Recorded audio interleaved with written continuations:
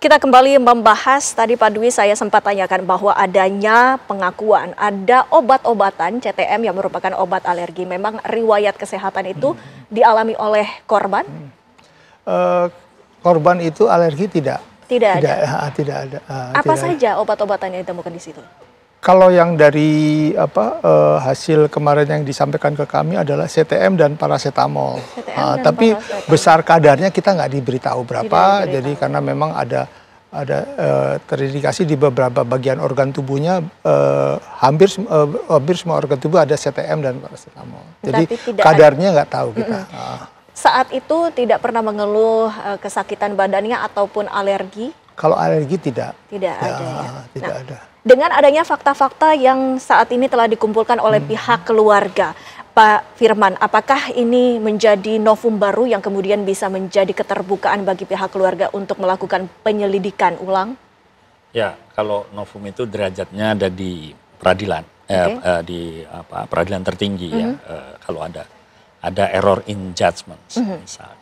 Nah, kalau dalam konteks ini, saya melihatnya jangan sampai terjadi false testimony, ya, false evidence, ya, yang menjadikan taruhan terhadap integritas penegakan hukum kita, ya, kepolisian kita. Karena bagaimanapun, kalau menggunakan teori preskriptif, ya Pak, teori apa itu resep, yang dituliskan dokter itu sudah pasti obat, bukan racun. Nah, tentu kalau pakai pendekatan toksiologi, pasti akan bisa ditemukan kadar yang tidak logis dan tidak pernah digunakan besar itu dosisnya oleh korban. Tapi ketika keluarga menyatakan itu bagian dari obat yang sering digunakan atau tidak, ya menurut hemat saya ya masih minim sekali informasi itu. Nah, artinya pendekatan toksiologi sebagai alat bantu dalam kasus ini belum menyeluruh, ya. Kemudian juga kaitan dengan speaking evidence, ada sebuah konsep alat bukti itu bisa bicara. Nah, seperti apa alat bukti itu bisa bicara? Melalui fisik misalnya, tanda-tanda temuan fisik.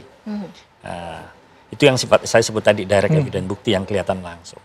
Itu juga menjadi bagian informasi yang harus terangkai sebagai causa and effect, sebab dan akibat yang muncul. Nah, ini causa connection-nya harus tuntas.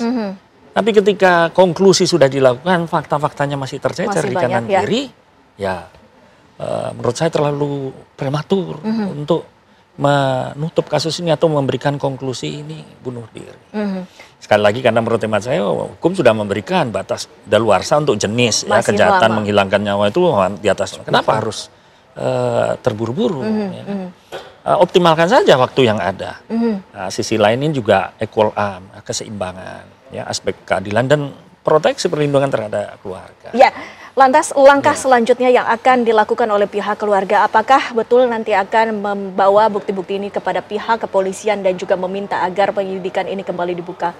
Jadi untuk ke depan beberapa hari ini kami masih konsolidasi dengan keluarga besar dan keluarga Daru almarhum. Lalu setelah itu kami akan paling tidak akan minta audiensi kepada pihak kepolisian, lalu Komnas HAM dan Kompolnas. Ya pasti kami akan ke sana sehingga kita bisa berdiskusi, kita buka semua ininya supaya jelas gitu loh. Kalau perlu kami bawa second opinion, saksi ahli pembanding terhadap hal-hal seperti ini.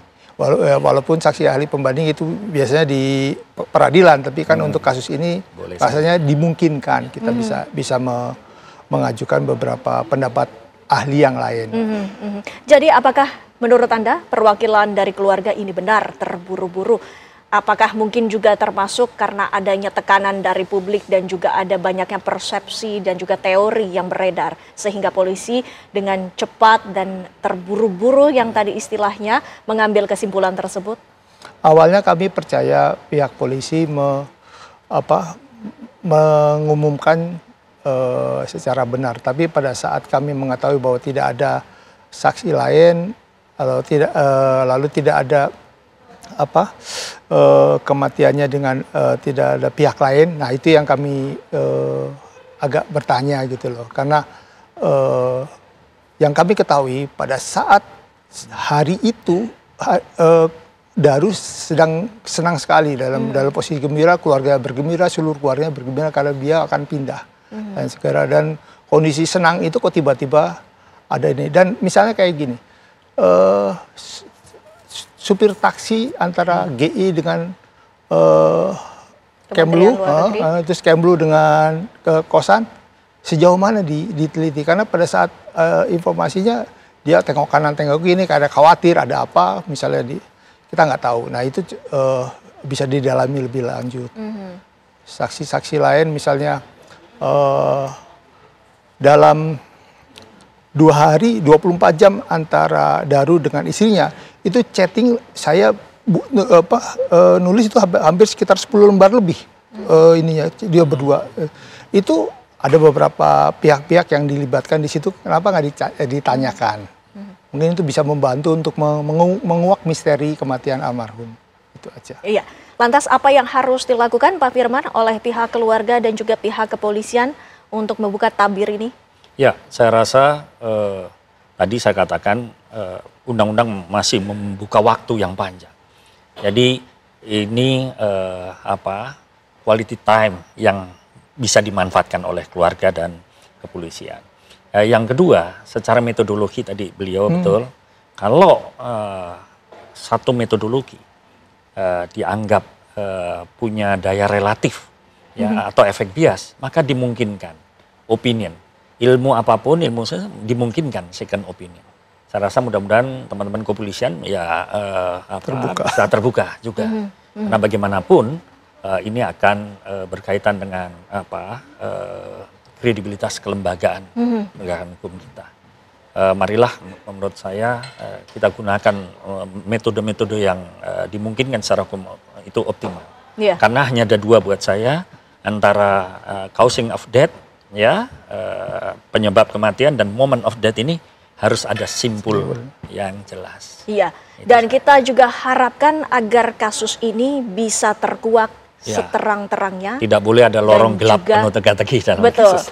Dan juga kita akan harapkan yang terbaik untuk pihak keluarga. Terima kasih Pak Dwi, terima kasih Pak Firman waktunya bersama kami di Apa Kabar Indonesia Malam.